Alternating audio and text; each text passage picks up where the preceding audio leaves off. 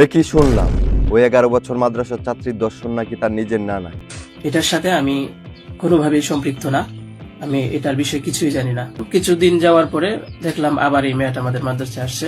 তো আসার পরে জিজ্ঞাসা করা হলো যে কেন, কি অবস্থা, কোথা থেকে আসছো? সে বললো যে ঢাকায় চলে গেছিলাম, এখন নানা ভাই জোর করে নিয়ে আসছে আমারে। আমি আসতে চাইছিলাম না, আমাকে জোর করে নিয়ে আসছে নানা ভাই। দেশবাসী, আমি আপনাদের সাথে শুধু এই কথাটাই বলতে চাই যে মেয়েটা এখানে আসতে চাচ্ছিল না, তাকে কেন জোর করে আনা হলো। ওই অভিযুক্ত মাদ্রাসার হুজুর নিজের ফেসবুক থেকে লাইভে এসে স্বীকারোক্তি দেন যে এই কর্মকাণ্ডের সাথে আমি যুক্ত নই। আচ্ছা, হুজুরের সাথে তোমার কিরকম, হুজুর তোমার সাথে কেমন আচার ব্যবহার করতো, কেমন কথাবার্তা বলতো, মানে যার ফলে তোমার সাথে হুজুর এইরকম, এই বিষয়টা একটু বিস্তারিত ভাবে বলো দেশবাসীর কাছে।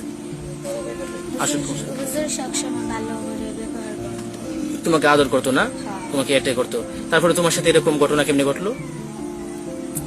এরকম ঘটনা একদিন হুজুর ডাইকে নিছে, তারপরে ডাইকে নিলে তারপরে বলছে মানে মাদ্রাসা ছুটি হইলে মসজিদ ঝাড়ু দিয়ে যাইতে। আচ্ছা আচ্ছা আচ্ছা, হ্যাঁ। তারপরে আমি ঝাড়ু দিতে যাইছিলাম, তারপরে ঝাড়ু দিতে গেলে এরকম ঘটনা। বরং তার নিজের নানাই সেই কর্মকাণ্ডের সাথে যুক্ত। তবে কি সেটাই সত্য হলো? ওই হুজুর অনুরোধ জানান যে ডিএনএ টেস্ট করার জন্য। অবশেষে ডিএনএ টেস্ট করে ফলাফল এটাই হয় যে কর্মকাণ্ডের সাথে তার নিজের নানাই যুক্ত ছিলেন।